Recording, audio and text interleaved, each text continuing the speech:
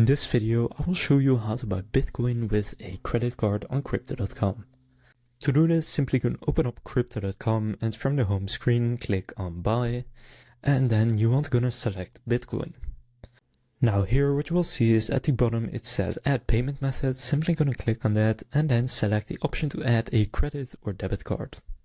From there you will then need to enter your card details. So enter your cardholder name, card number, expiration date and CVV code, and then click on Add Card. After doing that, it will then show up as a payment method right here. Simply gonna select it, just like I have Apple Pay selected. Then choose how much you want to buy. For example, I'll set it to 100 euros. And from there click on Buy in the bottom. And then here you have the overview.